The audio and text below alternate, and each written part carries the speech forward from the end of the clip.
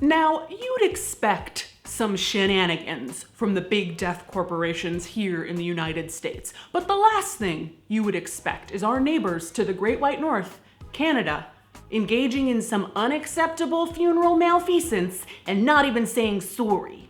Is it too late now to say sorry? I have no idea how sorry. Yes, we're talking about you, Arbor Memorial Services, headquartered in Toronto, owners of funeral homes, cemeteries, and crematories in 8 provinces. But this video isn't really about you. It's about the deathling that stood up to you and the bullies of Big Funeral. It's about believing that all things are possible if you are death positive and you are brave. Our hero here is one Tiffany Graham. Everyone say hi to Tiffany. Hey!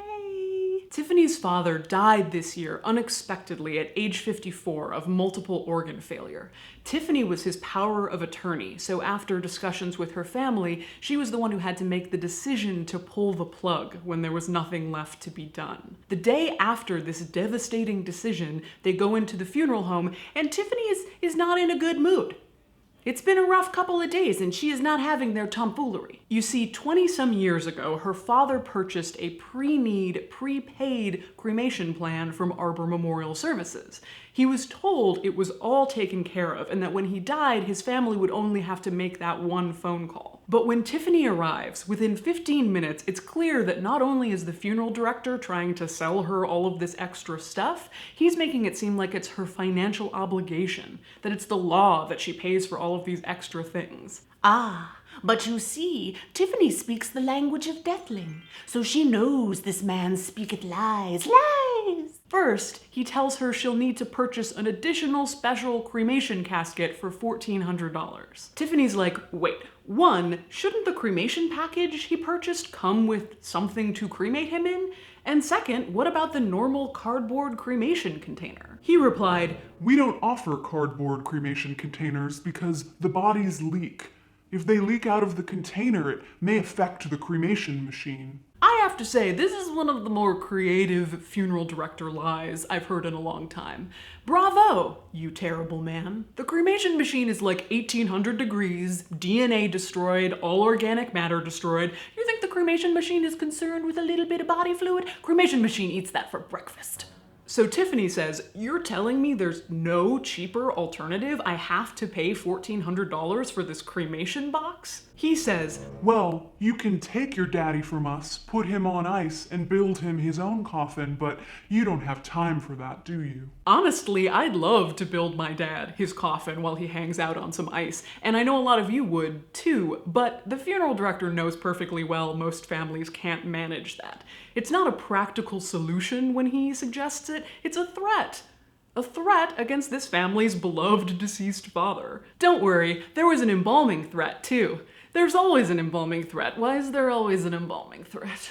Tiffany inquires about maybe being there one last time to see her dad and witness the cremation. He says, "With all due respect, ma'am, you don't want to see your dad after 7 days. He'll be decayed.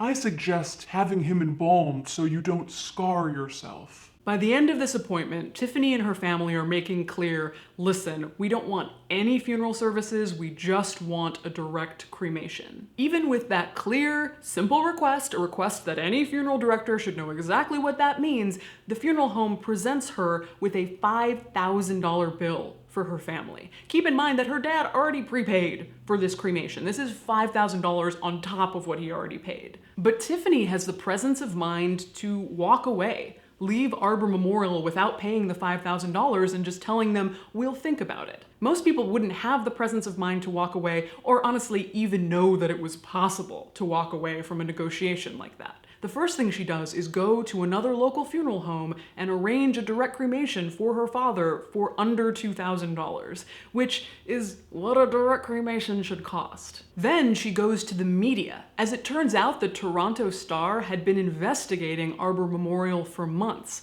All of a sudden, her and her family are the lead story, the main story in in this investigation as to Arbor Memorial's deceitful practices. I'll link the article down below, it's really worth reading. The article has on-the-record statements from Arbor Memorial representatives saying things like embalming provides the best possible final memory of a loved one, and that the disinfection promotes a safe environment for families amid the rise of superbugs and antibiotic-resistant strains of bacteria. What? Ever since her first dismal appointment, Tiffany has been trying to call the CEO of Arbor Memorial. Surprise, surprise, the first time that they put her call through is the morning that this article comes out in the Toronto Star. My name is Tiffany Graham. I was the one in the news this morning. Would you like to speak to me now? Oh, snap. Eventually, as a result of this story, Tiffany's family got their money back for their father's cremation plan, as well as a separate cremation plan their mother had paid for. They also got their non-apology apology. Oh, we're sorry our services didn't quite meet with your expectations. Barf. And some people don't have jobs anymore. As Tiffany said to the CEO, "I'm sorry, but the shit rolls uphill on this one." I like Tiffany. She seems fun. Countless families have been through this same thing. This is not an outlier experience. I asked Tiffany what her advice was for other families in this same situation. She said, first of all, don't let the funeral director treat you like you're a grieving widow, out of your mind with grief, and you can't be expected to understand reason or logic when it comes to making these decisions. Also, she said, trust your gut. If something doesn't feel right to you, walk away and think about it. The dead body isn't going anywhere, after all. If you want to share your own experience with Tiffany or just give her a high five, she set up an email at notyourgrievingwidow@gmail.com. Real Canadian hero. Would that joke even make sense in Canada? Unclear. I'm interested in your experiences with this.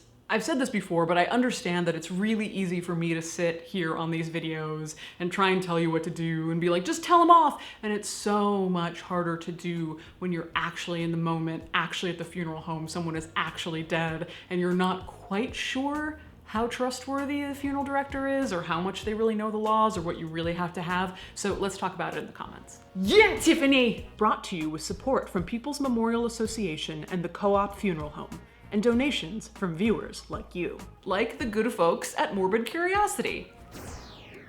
Would you like to speak to me now? Oh, snap.